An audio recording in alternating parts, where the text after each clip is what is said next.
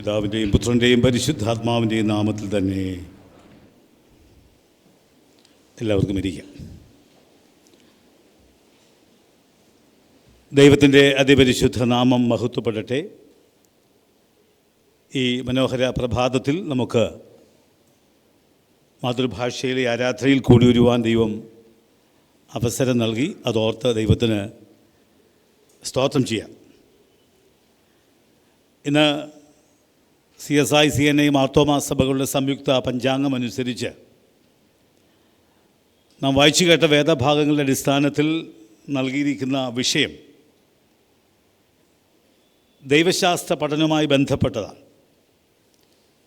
അത് ഇംഗ്ലീഷിൽ ഇങ്ങനെയാണ്: theological education, knowing and doing faith.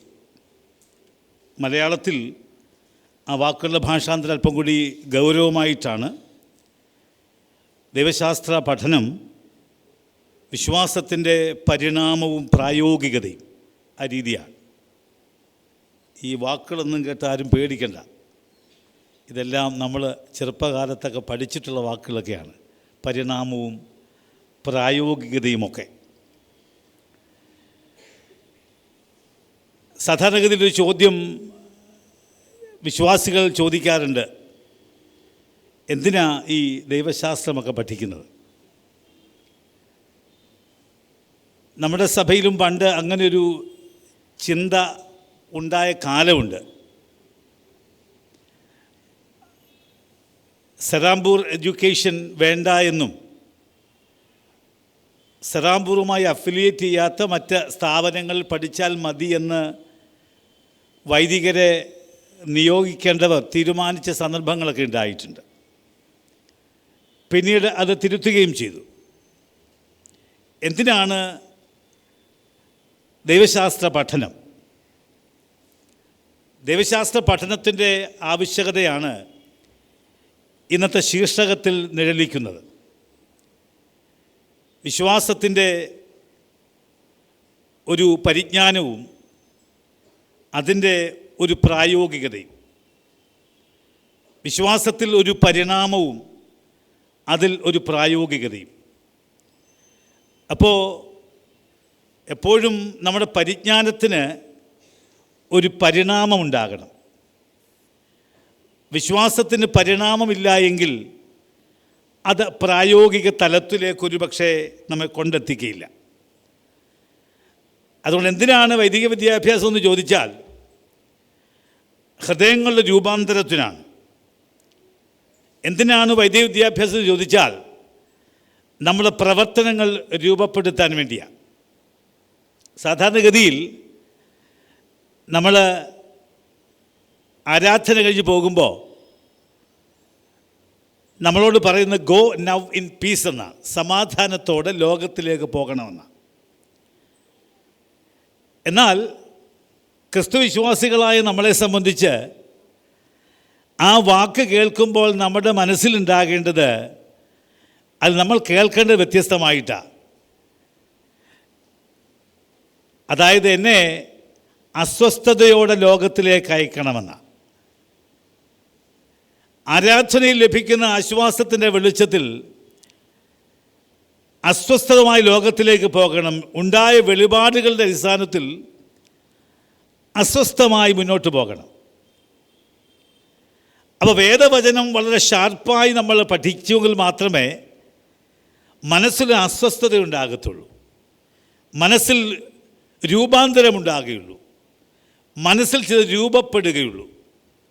ഇല്ലേ? നമ്മുടെയൊക്കെ ഒത്തിരി പേരുടെ ഇഷ്ടം ഈ പുൽപ്പിറ്റിലെ ഇങ്ങനെ മസിൽ പിടിച്ച് നിൽക്കുന്ന പ്രസംഗമല്ല ഇഷ്ടം. എല്ലാവർക്കും ഇഷ്ടം തെക്കോട്ട് ഓടണം, വടക്കോട്ട് ഓടണം, ഭയങ്കര ചാടണം, ചൂടണം, ഇല്ലേ? കസേര എടുക്കണം, പിന്നെ ഏണിയെ കയറണം. ഇതൊക്കെ ഒരു വചനത്തിൻ്റെ ഭാഗമായിട്ട് പലപ്പോഴും നമ്മൾ ചിലർ ചിന്തിക്കാറുണ്ട്. എന്നോട് പലരും ചോദിച്ചിട്ടുണ്ട്, അച്ഛാ നിങ്ങൾക്ക് എന്താ അതുപോലെ പ്രസംഗിക്കാൻ പറ്റാത്തത്? ചോദ്യമല്ലേ? നിങ്ങൾക്കെന്താ അതുപോലെ പ്രസംഗിക്കാൻ പറ്റാത്തത്? അപ്പം ഞാൻ പൊളൈറ്റായിട്ട് അവരോട് പറഞ്ഞിട്ടുണ്ട്, ഈ എഴുതി വച്ചേക്കുന്ന പുസ്തകത്തിൻ്റെ ആധികാരിക പുസ്തകം പരിശോധിച്ച് കഴിഞ്ഞാൽ ഈ കസേര എടുത്തുകൊണ്ട് ഓടാനോ ചാടാനോ അങ്ങനെ പറ്റുകയില്ല. മനസ്സിലായില്ല? ഉദാഹരണം പറഞ്ഞാൽ ഇപ്പോഴും ഒരു കേസുമായി ബന്ധപ്പെട്ട കേസ് കോടതിയിലുണ്ടോ എന്ന് എനിക്കറിയത്തില്ല. ഒരു പ്രമുഖനായ സുവിശേഷകൻ്റെ വിഖ്യാത പ്രസംഗമുണ്ട് ദേശീയ പതാകയെക്കുറിച്ചാണ്. നിങ്ങൾക്കറിയാം, നിങ്ങളുടെ മൊബൈലൊക്കെ നിങ്ങൾ കേട്ടിട്ടുണ്ടാകും. ദേശീയ പതാകയുടെ മേളിൽ നിൽക്കുന്നത് കാവി കളർന്ന് പറഞ്ഞാൽ വേറെ ഏതോ സമൂഹമാണെന്നും, താഴെ പച്ചയെന്ന് പറഞ്ഞാൽ വേറെ ഏതോ സമൂഹമാണെന്നും, വെള്ളയെന്ന് പറഞ്ഞാൽ നമ്മളാണെന്നും, അതിനകത്താണ് ചക്രമെന്നും, അപ്പം അതിൻ്റെ പേര് അശോകമാണെന്നും, ആ വെള്ളയെ വന്ന ആ ശോകം മാറും എന്നൊക്കെ പറയുമ്പോൾ കുറേ ആൾക്കാർ ഹല്ലേലൂയ പറയുന്നുണ്ട്. പക്ഷെ ഇതിനകത്തൊന്നും കാണുന്നില്ല, ഒരു ബേസും ഇല്ല. ഗൊല്യാത്തിനെ ശക്തനാക്കിയ കാര്യങ്ങൾ നമുക്കറിയാം. എങ്ങനെയാണ് ഗൊല്യാത്തിനെ ദാവീദ് മലർത്തിയടിച്ചതെന്ന്. ഒരു സുവിശേഷം പ്രസംഗിക്കുക. നിങ്ങൾക്കറിയാം, ക്രിക്കറ്റ് കണ്ടിട്ടുണ്ടോ? അതുകൊണ്ട് ക്രിക്കറ്റിൽ എങ്ങനെയാണ് നിൽക്കുന്നത്? ഇങ്ങനെ അമ്പയർ നിൽക്കും, വിക്കറ്റ് കീപ്പർ നിൽക്കും.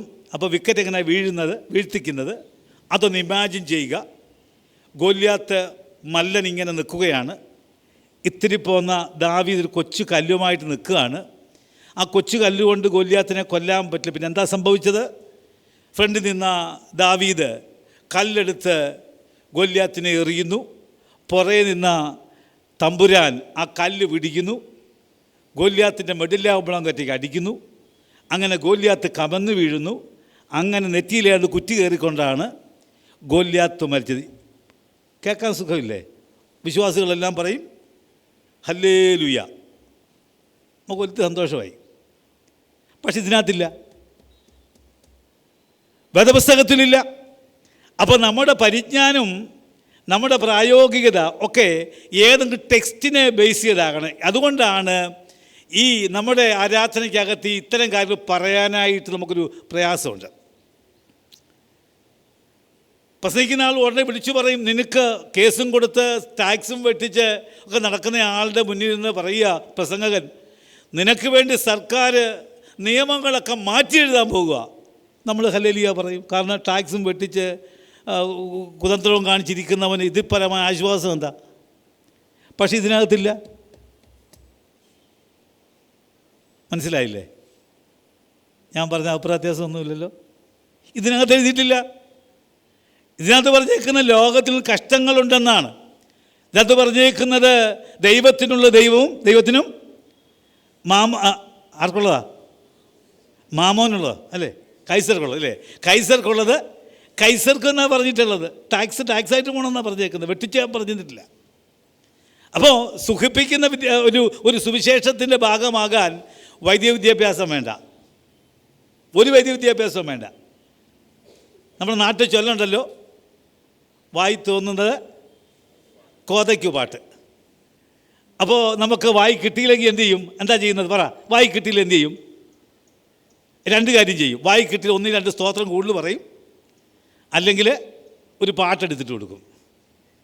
അല്ലേ? നമ്മുടെ അനീഷ് കാവാൽ എന്ന് പറയപ്പെടുന്ന സുവിശേഷ പ്രസംഗങ്ങൾ കേട്ടിട്ടുണ്ടാകും.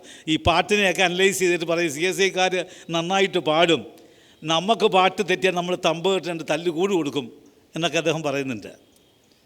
അപ്പോൾ വേദപുസ്തകത്തിലില്ലാത്ത അടിസ്ഥാനമില്ലാത്ത കാര്യങ്ങളെ പറഞ്ഞ് പഠിപ്പിക്കാൻ വളരെ എളുപ്പമാണ്, രസകരമാണ്, നമുക്ക് ഒത്തിരി ക്രിയേറ്റ് ചെയ്യാം. പക്ഷെ ഇതിനകത്തില്ല.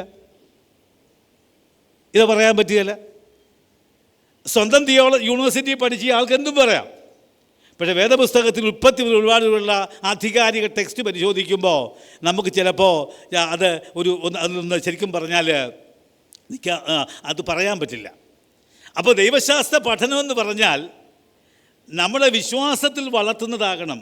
V must grow in faith. വിശ്വാസത്തിൽ വളരണം. വിശ്വാസത്തിൽ വളരുക എന്ന് പറഞ്ഞാൽ ഒരു കാറ്റടിക്കുമ്പോൾ ഒലയുന്ന വിശ്വാസത്തിന് വേണ്ടിയുള്ള സൃഷ്ടിയല്ല, ഒരു കാറ്റടിക്കുമ്പോൾ ഒലയുന്ന വിശ്വാസമല്ല. എൻ്റെ ഒരു ബഹുമാന്യനായ സുഹൃത്ത് ഒരു 6 മാസം മുമ്പ് മരിച്ചു, കറ്റാനത്തിനടുത്താണ്.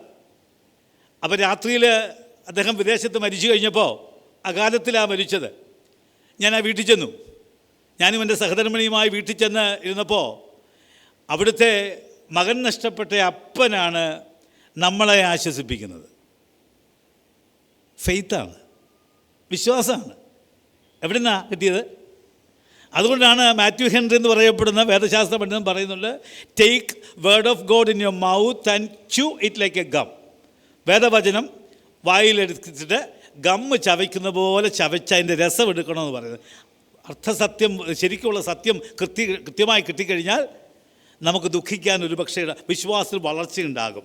അതിലൊക്കെ ഉപരിയായി പ്രായോഗികമായിട്ടും ഫലപ്രദമായിട്ടും ഇടപെടാനുള്ളൊരു അവസരവും ഉണ്ടാകും. അതുകൊണ്ടാണ് അമേരിക്കയിലെ പ്രഗത്ഭനായ ഒരു അച്ഛനുണ്ട്, അദ്ദേഹത്തിൻ്റെ പേര് A.W. ടോസർ എന്ന. ഈ A.W. ടോസർ പറഞ്ഞേക്കുന്ന വാചകം ഞാൻ ഇംഗ്ലീഷിൽ ഒന്ന് പറയാം. To know God is at once the easiest and most difficult thing in the world. ദൈവത്തെ അറിയുക എന്നത് ലോകത്തിൽ ഏറ്റവും എളുപ്പമുള്ളതും എന്നാൽ ബുദ്ധിമുട്ടുള്ള കാര്യവുമാണ്. നിങ്ങൾക്ക് ഏറെ പരിചയമുള്ള ആളായി സെയിൻറ്റ് അഗസ്റ്റിൻ്റെ വിഖ്യാത ഒരു പ്രാർത്ഥനയുണ്ട്. ആ പ്രാർത്ഥന ഇങ്ങനെ പറയും, കർത്താവേ, നീ ഞങ്ങളെ നിനക്കായി സൃഷ്ടിച്ചിരിക്കുന്നു, ഞങ്ങൾ നിന്നിൽ വിശ്രമിക്കുന്നതുവരെ ഞങ്ങൾ അസ്വസ്ഥരാണ്. You have made us for yourself, O Lord, and our hearts are restless until they rest in you. ഈ ബോധ്യമാണ് ദൈവിക പഠനം നമുക്ക് നൽകുന്നത്. അവിടെ ഒന്നും കുലുങ്ങിപ്പോകില്ല. വേദവചനം യഥാർത്ഥമായി പഠിക്കുന്നയാൾക്കൊരിക്കലും ഒരു തകർച്ച ഉണ്ടാകത്തില്ല. അവർ കൃത്യമായി പറയും. ലോകത്തിൽ ഒത്തിരി ശബ്ദങ്ങളുണ്ടെങ്കിലും വളരെ കൃത്യമായി തമ്പുരാൻ നമ്മളേക്ക് പറഞ്ഞേക്കുന്ന ഒരു വാചകമുണ്ട്, ലോകത്തിൽ നിങ്ങൾക്ക് എന്തോ ഉണ്ട്, കഷ്ടമുണ്ട്. കൃത്യമായി പറയുക. ഏതെങ്കിലും കരിസ്മാറ്റിക് സുവിശേഷം പറഞ്ഞിട്ടുണ്ടോ ഇന്ന് കഷ്ടമുണ്ടെന്ന്? അവർ പറയില്ല, പറഞ്ഞാൽ ആൾ കൂടത്തില്ല. കഷ്ടതയുടെ സുവിശേഷത്തിന് ആധികാരിക പുസ്തകമായത്. അതെവിടെ കൊണ്ടൊന്നും തീരുന്നില്ല. ഇതങ്ങോട്ട് പോയി വെളിപാട് പുസ്തകത്തിൽ നമുക്ക് ഏറ്റവും ഇഷ്ടപ്പെട്ട പുസ്തകമാണ് വെളിപാട് പുസ്തകത്തിൽ കയ്യിൽ കുരുത്തോലയുമായി നിൽക്കുന്ന ആൾക്കാരുടെ യോഗ്യതയെപ്പറ്റി പറയുമ്പോൾ അവിടെ ഒരു കാര്യം പറയുന്നുണ്ട്. എന്താ പറയുന്നത്? ഇവരാരെന്ന് ചോദിക്കുമ്പോൾ പറയുന്നു, നീ അറിയുമല്ലോ ഇവർ ഇവിടുന്ന് വന്നവരാ, ക്രൈസ്തത്തിൽ നിന്ന് വന്നവരെന്നാണോ? എന്താ പറഞ്ഞേക്കുന്നത്? ഇവർ ഗ്രേറ്റ് ട്രിബുലേഷൻ, മഹാകഷ്ടത്തിൽ നിന്ന് വന്നവരാണ്.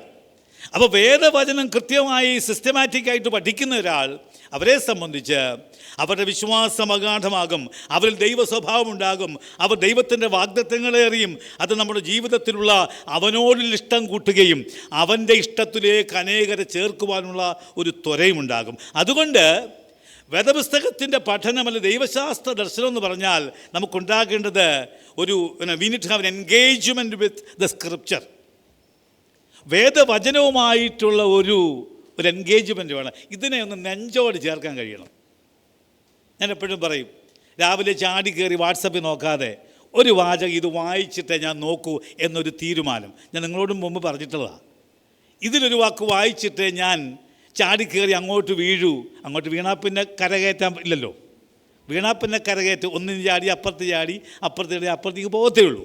അപ്പോൾ അതിനു മുമ്പ് ഇതിലേക്കൊന്ന് ചാടാൻ നമുക്ക് കഴിയുന്ന ഒരു പ്രായോഗിക മനോഭാവം. അതുകൊണ്ടാണ് we need to be engaged with the scripture. വേദവചനവുമായി ബന്ധപ്പെട്ട് ആ ദൈവശാസ്ത്ര ബോധ്യത്തിൽ മുന്നോട്ട് പോകേണ്ടതായിട്ടുണ്ട്. അതുകൊണ്ട് ആ ഒരു വലിയ ശക്തി എന്താ തരുന്നത്? വേദവചനത്തിൻ്റെ ആഴമേറിയ ബോധ്യം നമുക്ക് തരുന്നത് എങ്ങനെയാകണമെന്ന് യാക്കോബിൻ്റെ ലേഖനം 2:17 പറയുന്നുണ്ട്. എന്താ പറയുന്നത്? Faith without work is dead. പ്രവൃത്തിയില്ലാത്ത വിശ്വാസം. നിങ്ങളിടയ്ക്ക് നമ്മൾ ഈ പെന്തക്കോസ് ആരാധനയെ മാത്രം ഇവിടെ തിരിച്ചൊക്കെ പറയാം കേട്ടോ, കുഴപ്പം എന്നെ തിരിച്ച് പറയായിരുന്നാൽ മതി. Faith without work is dead. എന്താ അർത്ഥം? പ്രവൃത്തിയില്ലാത്ത വിശ്വാസം നിർജീവമാണ്. അപ്പോൾ നിങ്ങൾ മറുപടി പറഞ്ഞാൽ നിങ്ങൾ ഉറങ്ങത്തുമില്ല, എനിക്ക് ഉറക്കം വരത്തില്ല, അല്ല നിങ്ങൾ എന്നെ താരാട്ട് പാട്ടും. ഓക്കെ, അപ്പോൾ ഈ ദൈവശാസ്ത്ര ബോധ്യം കൃത്യമായി മനസ്സിലുണ്ടാകുമ്പോൾ, ആ ബോധ്യം തമ്മിൽ ആഴമായിട്ട് വരുമ്പോൾ നമുക്കുണ്ടാകുന്നത് എന്താ അറിയാമോ? പ്രവർത്തിക്കാനുള്ളൊരു വലിയ ആവേശം നമുക്കുണ്ടാകും. അതാണ് മീഖാ പ്രവചന പുസ്തകം 6-ാം അധ്യായത്തിൻ്റെ 8-ാമത്തെ വാക്യം പറയുന്നുണ്ട്. ന്യായം പ്രവർത്തിപ്പാനും ദയാതൽപരനായിരിക്കാനും പിന്നെ താഴ്മയോടുകൂടി നടക്കുവാനുള്ള ഒരവസരമുണ്ടാകുമെന്ന് പറയപ്പെടുന്നു. അപ്പോൾ അതുകൊണ്ട് ദൈവശാസ്ത്ര ബോധ്യം നമുക്കുണ്ടാകുന്നത് പഠിക്കണം, അത് കൃത്യമായി ഗൗരവമായി പഠിക്കണം.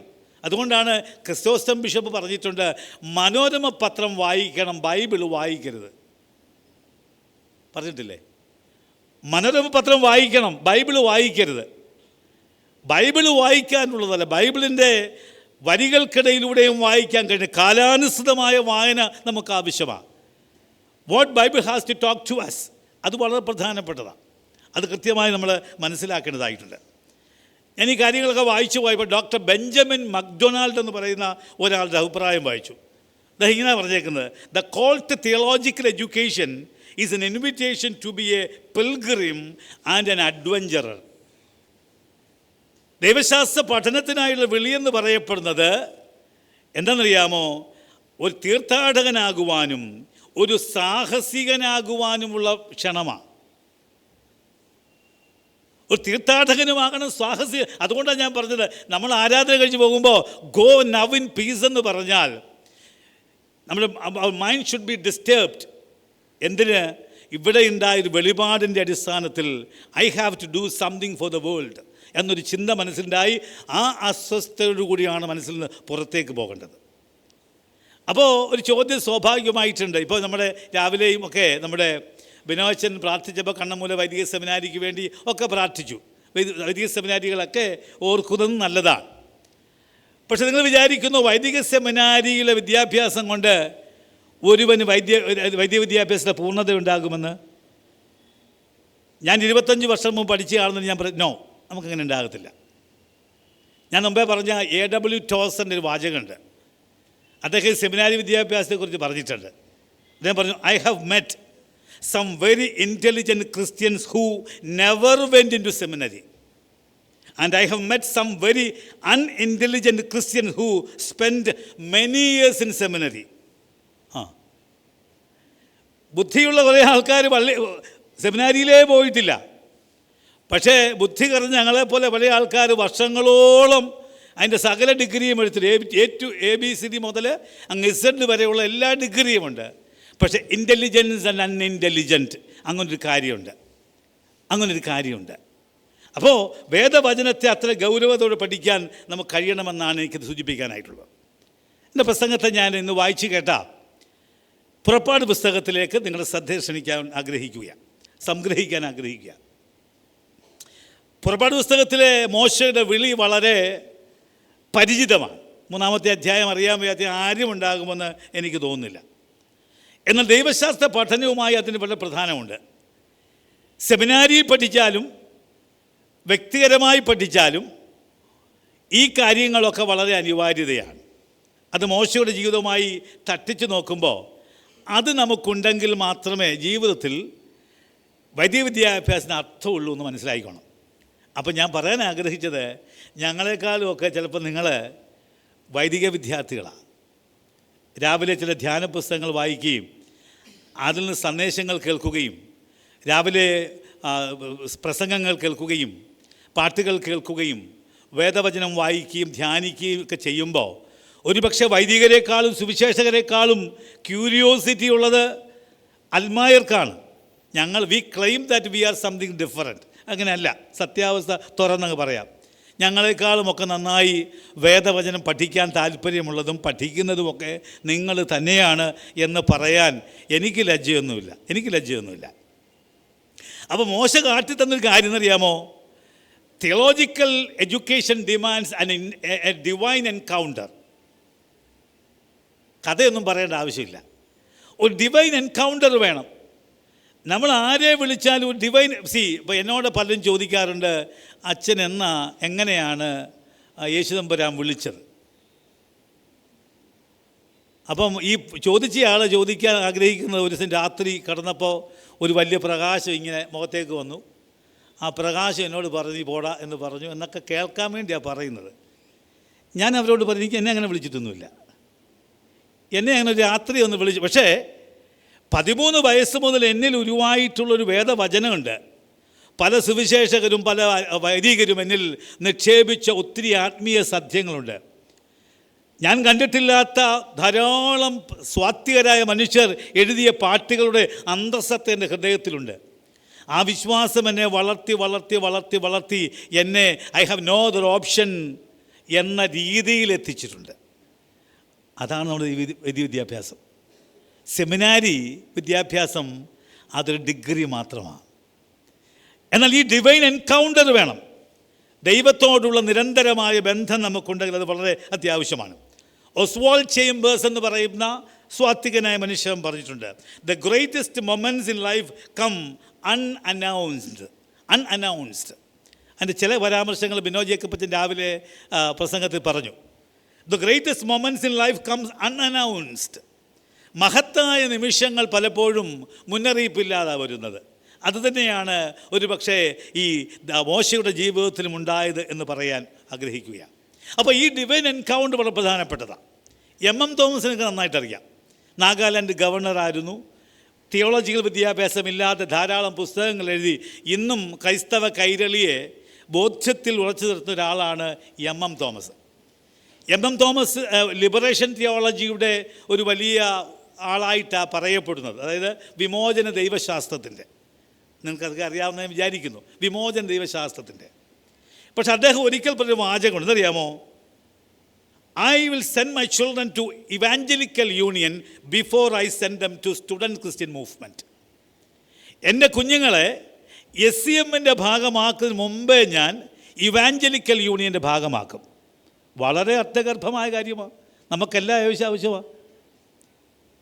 ഇവാഞ്ചലിക്കൽ യൂണിയൻ ഭാഗമാക്കിയതിന് ശേഷം മാത്രമേ നമ്മൾ SCMലേക്ക് പോകാമെന്ന് പറഞ്ഞാൽ ഈ ഡിവൈൻ എൻകൗണ്ടർ ഇല്ലാത്ത അത്തരം എല്ലാ ദർശനങ്ങളും വളയമില്ലാത്ത ചാട്ടം പോലെയോ തറയിൽ കുത്താതെ പോൾ വോൾട്ട് ചാടുന്നത് പോലെയാണ്. കുത്ത് കറക്റ്റ് ആകാതെ ചാടിയാൽ എങ്ങനെ ഇരിക്കും നമുക്ക് നന്നായിട്ടറിയാം. നിങ്ങൾ ചിലർക്കെങ്കിലും അറിയാം, 80കളിൽ നമ്മുടെ പ്രതികൾ മഹായിടവകയിൽ വലിയ സമരവും പ്രശ്നമൊക്കെ നടന്നു. ലോകത്താകമാനമുള്ള വിമോചന ദൈവശാസ്ത്രജ്ഞന്മാരെല്ലാം ഇവിടേക്ക് കുന്നുകൂടി. ബിഷപ്പ് മാണി പോകുന്ന വഴികളിലൊക്കെ വഴിതടച്ചിൽ, രണ്ടും കറക്റ്റാണ്, കരിങ്കൊടി ഉയർത്തൽ ഒക്കെ നടന്ന സംഭവങ്ങൾ ഏറെയുണ്ട്. നിങ്ങൾക്കറിയാവോ എന്ന് എനിക്കറിയത്തില്ല. അങ്ങനെ ഒത്തിരി വിഷയങ്ങളൊക്കെ ഉണ്ടായിട്ടുണ്ട്. അന്ന് നേതൃത്വം കൊടുത്തത് ഈ വിമോചന ദൈവശാസ്ത്രത്തിൻ്റെ പ്രചാരം സൃഷ്ടിച്ച ആൾക്കാരാണ്. പക്ഷെ അത് പരാജയപ്പെട്ടു പോയി. അത് പരാജയപ്പെടുവാൻ കാരണം most of them did not have divine encounter. അവൽ ഭൂരിഭാഗത്തിനും ഈ ഡിവൈൻ എൻകൗണ്ടർ, ഇതൊരു പബ്ലിക് പ്ലാറ്റ്ഫോം എന്ന് അറിഞ്ഞുകൊണ്ട് തന്നെ പറയാം, അവൽ ഭൂരിഭാഗത്തിനും ഒരു ഡിവൈൻ എൻകൗണ്ടറില്ലായിരുന്നു. അവർ ചിലരിലൊക്കെ ഇപ്പോഴും എഴുതുന്നുണ്ട്, ത്രിയേക മാമോൻ എന്നൊക്കെ പറയുന്നുണ്ട്. പറയാൻ നല്ല സുഖമാണ്, കേൾക്കാനും സുഖമാണ്. പക്ഷേ ഈ ഡിവൈൻ എൻകൗണ്ടർ വരുമ്പോൾ സ്ഥിതി വ്യത്യസ്തം. മോശ നമ്മോട് പറയുന്നത് theological education demand A divine encounter, ഒരു ദൈവികമായിട്ടുള്ള എൻകൗണ്ടർ അത്യാവശ്യമാണ്. രണ്ടാമത് മോശ വഴിയായി നമ്മൾ ബോധ്യപ്പെടുത്തെടുക്കുന്നത് തിയോളജിക്കൽ എഡ്യൂക്കേഷൻ ഡിമാൻഡ്സ് ഹോളിനെസ്, ഒരു വിശുദ്ധി ആവശ്യപ്പെടുന്നുണ്ട്. നമുക്ക് ആ ഭാഗമൊന്നും പറയേണ്ട ആവശ്യമില്ല. 3-5-6 വാക്യങ്ങളിൽ പറയുന്നുണ്ട്. എന്താണ്? ദൈവം മോശയോട് പറയുന്നു, നീ നിൽക്കുന്ന ഇടം വിശുദ്ധമാകിയാൽ നിൻ്റെ കാലിലെ ചെരുപ്പ് ഊരിക്കളയാനൊക്കെ പറയുന്നുണ്ട്, ഇല്ലേ? എന്താ ഈ ചെരുപ്പ് ഊരിക്കളയാന്ന് പറഞ്ഞാൽ, ഞാൻ ബന്ധപ്പെട്ട വായനയിൽ ഒരു ആംഗ്ലിക്കൻ വൈദികനായ റിച്ചാർഡ് സെസിലിനെ വായിച്ചു. ഈ റിച്ചാർഡ് സെസിലിൻ്റെ ഒരു ചെറിയ വാചകം ഇങ്ങനെയാണ്: the first step towards knowledge is to know that we are ignorant. അറിവിലേക്കുള്ള ആദ്യ പടിയെന്ന് പറഞ്ഞാൽ നാം അജ്ഞരാണ് എന്നറിയുക എന്നുള്ളതാണ്. അറിവിലേക്കുള്ള ആദ്യ പടിയെന്ന് പറഞ്ഞാൽ നമ്മൾ അജ്ഞരാണ്, വി നോ നത്തിങ് എന്നൊരു ചിന്തയാണ്. അപ്പോൾ വിശുദ്ധി ഉണ്ടാകുക എന്ന് പറഞ്ഞാൽ ദൈവത്തിൻ്റെ മുമ്പിൽ ഒന്നുമില്ലാത്ത അവസ്ഥയിൽ ഇരിക്കുക എന്നാണ് അതിൻ്റെ അർത്ഥം. ദൈവത്തിൻ്റെ മുമ്പിൽ ഒന്നുമില്ലാത്തവനെ പോലെ ഇരിക്കുക. അപ്പോൾ പറഞ്ഞത് തിയോളജിക്കൽ എഡ്യൂക്കേഷന് പ്രാഥമികമായ സെമിനാരി അല്ലേ ആവശ്യം? We need to have a divine encounter. രണ്ടാമത് പറഞ്ഞത് we need to have a sense of holiness, വിശുദ്ധിയുടെ ഒരു അവസ്ഥ ഉണ്ടാകണം. മൂന്നാമത് ഇവിടെ പറയുന്നത് theological education should deepen our comprehension of God's compassion. ദൈവശാസ്ത്ര പഠനം ദൈവത്തിൻ്റെ അനുകമ്പയും നീതിക്കും വിടുതലുമായുള്ള അവൻ്റെ ആഗ്രഹത്തെക്കുറിച്ചുള്ള നമ്മുടെ ഗ്രാഹ്യം വർദ്ധിപ്പിക്കണം. നമ്മൾ പ്രാർത്ഥിച്ച് വിടുന്നാൽ മാത്രം പോരാ. അതുകൊണ്ട് ഞാൻ പറഞ്ഞത്, ആരാധന കഴിഞ്ഞ് പോകുമ്പോൾ അച്ഛൻ പറയുന്നു നമുക്ക് സമാധാനത്തോടെ പോകാമെന്ന് പറയുമ്പോൾ, no, there should be disturbance in your mind. ഏതിൻ്റെ സമാധാനം? ആരാധനയുണ്ടായ വെളിപാടുകളുണ്ട്. ആ വെളിപാടുകൾക്ക് അധിഷ്ഠമായ ഒരു ഡിസ്റ്റർബൻസ് ഉണ്ടാകണം. എൻ്റെ അമ്മയോട് എൻ്റെ ഇടപാട് ശരിയല്ല, എൻ്റെ അപ്പനോട് എൻ്റെ ഇടപാട് ശരിയായിരുന്നില്ല, എൻ്റെ സമൂഹത്തോട് ഇടപാട് ശരിയായിരുന്നില്ല, എന്നോട് തന്നെയുള്ള എൻ്റെ ഇടപാട് ശരിയല്ല, ഭർത്താവ് ഭാര്യയോടും ഭാര്യ ഭർത്താവിനോടും ചെയ്ത അത്തരം പരാജയങ്ങൾക്കുള്ള ഉൾപ്പെടെയുള്ള എല്ലാ കാര്യങ്ങളുടെയും ഒരു വ്യത്യസ്തമായ ചിന്ത ആരാധന നമുക്ക് നൽകിയെങ്കിൽ സമാധാനത്തോടെ പോകുക എന്ന് പറഞ്ഞാൽ അസ്വസ്ഥമായ മനസ്സോടെ പോകണം. എന്താണ്? ആ കേട്ടതിനെ പരിപാലിക്കാനുള്ള ഒരു മനസ്സുണ്ടാകണം. അതുകൊണ്ടാണ് ജോൺ കാൽവിൻ പറഞ്ഞിട്ടുണ്ട്, the knowledge of God is not mere speculative thing but one that has an influence upon the whole life. അതായത് ദൈവത്തെക്കുറിച്ച് അറിവെന്ന് പറയപ്പെടുന്നത് കേവലം ഊഹക്കച്ചവടമൊന്നുമല്ല, മറിച്ച് ജീവിതത്തെ മുഴുവനും സ്വാധീനിക്കുന്ന ഒന്നാണ്. അപ്പോൾ ഇങ്ങനൊരു കാര്യം, നിനക്കൊരു ദൗത്യമുണ്ടെന്ന് പറഞ്ഞപ്പോൾ മോശ പറഞ്ഞൊരു വാചകമുണ്ട്, അറിയാമോ? Lord, I M a man with a stammering tongue. ഞാൻ വിക്കുള്ളവനാണ്. ഇനി എൻ്റെ കുടുംബത്തിൽ തന്നെ ആരെങ്കിലും വേണമെങ്കിൽ അതിൽ തന്നെ ഏറ്റവും കുറഞ്ഞ ആളാണെന്ന് പറയുമ്പോൾ തമ്പുരാൻ പറയുന്നു, നിന്നിൽ ചെയ്തിരിക്കുന്ന കാര്യങ്ങൾ നീ അറിഞ്ഞ സത്യത്തിൻ്റെ പ്രചാരവുമായി ലോകത്തിലേക്ക് പോകുമ്പോൾ നിനക്ക് പ്രതിസന്ധി ഉണ്ടെങ്കിൽ ഒരു നല്ല വാചകം പറയുന്നു, I will be with you. ഞാൻ നിന്നോടൊപ്പമുണ്ടാകും. നിങ്ങൾ ചിലരെങ്കിലും നമ്മുടെ ടൈഡിങ്സിൻ്റെ അതിൻ്റെ ആദ്യ സന്ദേശത്തിൽ എഴുതിയൊരു വാചകം ഓർമ്മയുണ്ടാകും എന്നാണ് എൻ്റെ വിചാരം. God does not call the qualified but he qualifies the called. ദൈവം യേശുതമ്പുരാൻ ദൈവം നമ്മളെ വിളിക്കുമ്പോൾ യോഗ്യത വെച്ചിട്ടല്ല, വിളിച്ച ശേഷം യോഗ്യത കൊടുക്കുന്ന ഇടപാടാണ് എന്ന് ഒരു ഓർമ്മ നമുക്ക് അത്യാവശ്യമാണ്. അതുകൊണ്ട് ദൈവശാസ്ത്ര ദർശനം ലഭിച്ചിട്ട് അടങ്ങിയിരിക്കാനായിട്ടില്ല, ലോകത്തിലേക്ക് പോകാനായിട്ടാണ്. ഒരു വ്യക്തിയുടെ കാര്യം കൂടെ പറഞ്ഞ് അവസാനിപ്പിക്കാം. നിങ്ങൾക്ക് ഗൂഗിൾ ചെയ്താൽ ഡീറ്റെയിൽ ആയിട്ട് അദ്ദേഹത്തെ വായിക്കുക. അദ്ദേഹത്തിൻ്റെ പേര് ഡോക്ടർ കെൻ ബ്രാൻഡ്ലി എന്നാണ്. ഡോക്ടർ കെൻ ബ്രാൻഡ്ലി എന്ന് പറയപ്പെടുന്നതിൻ്റെ അദ്ദേഹത്തിന് ഒരു വൈദ്യസഹായ സംഘടനയുണ്ട്. അദ്ദേഹം മാത്രമല്ല, കുറേ വൈദ്യന്മാർ ചേർന്നുള്ള ഒരു അമേരിക്കൻ സംഘടനയാണ്. അതിൻ്റെ പേര് സമരിറ്റൻ പേഴ്സ് എന്നാണ്. Samaritan purse. ഈ ഡോക്ടർ കെൻ ബ്രാൻഡ്ലിയെ ലോകമറിഞ്ഞത് 2014 മുതലാണ്. ലൈബീരിയയിൽ ഇബോള രോഗം വളരെ കഠിനമായ സമയത്ത് അവരെ ചികിത്സിക്കാനായിട്ട് അധികം മുൻകരുതലെടുക്കാതെ പോവുകയും അവിടെ നിന്നും വൈറസ് കോൺട്രാക്ഷനിലൂടെ രോഗിയായി അമേരിക്കയിലേക്ക് വന്ന് ദീർഘനാൾ വെന്റിലേറ്ററിൽ വരെ കിടക്കേണ്ടി വന്ന ഒരാളാണ് ഡോക്ടർ കെൻ ബ്രാൻഡ്ലി. ദൈവത്തിൻ്റെ കൃപയാൽ ഈ വലിയ രോഗത്തിൽ നിന്നും ഈ ഡോക്ടർ കെൻ ബ്രാൻഡ്ലി വിടുവിക്കപ്പെട്ടു. അദ്ദേഹത്തിൻ്റെ വിശ്വാസവും അദ്ദേഹത്തിൻ്റെ കരുണയും അദ്ദേഹത്തെ പ്രവർത്തനത്തിൻ്റെ സജ്ജമാക്കലുമൊക്കെ അദ്ദേഹത്തെ രക്ഷിച്ചു എന്നാണ് അദ്ദേഹം പറയുക. അദ്ദേഹം ഇങ്ങനെ അദ്ദേഹത്തെക്കുറിച്ചൊരു പുസ്തകം എഴുതിയിട്ടുണ്ട്. ആ പുസ്തകം എഴുതിയയാളുടെ പേര് ഡേവിഡ് തോമസ് എന്നാണ്. ഈ ഡേവിഡ് തോമസ് ബ്രാൻഡ്ലിയെക്കുറിച്ച് എഴുതിയ പുസ്തകത്തിൻ്റെ പേര് കോൾഡ് ഫോർ ലൈഫ് എന്നാണ്. Called for life. ലൈഫിനൊക്കെ ഭയങ്കര പഞ്ചാ. Call for life. നമുക്ക് ജീവനുണ്ട്, നമുക്ക് ശ്വാസമൊക്കെ ഉണ്ട്. പക്ഷേ ഈ കെൻ ബ്രാൻഡ്ലിയെക്കുറിച്ച് ഡേവിഡ് തോമസിൻ്റെ പുസ്തകത്തിൻ്റെ ആ കൊച്ചു വാക്ക് കോൾഡ് ഫോർ ലൈഫ്, അത് അന്വർത്ഥമാക്കുന്നൊരു വാചകം ഈ കെൻ ബ്രാൻഡ്ലി പറഞ്ഞിട്ടുണ്ട്. എന്നറിയാമോ? ഈ എബോള രോഗികളെയൊക്കെ ചികിത്സിച്ച് കഴിഞ്ഞ് രോഗിയായി അമേരിക്കയിലേക്ക് മടങ്ങി വന്ന അദ്ദേഹം പറഞ്ഞ വാചകം ഇങ്ങനെയാണ്. എന്നറിയാമോ? എൻ്റെ ജീവൻ രക്ഷിച്ചതിന് ഞാൻ ദൈവത്തോട് എന്നും നന്ദിയുള്ളവനാണ്. അവൻ എനിക്ക് രണ്ടാമതൊരവസരം നൽകി.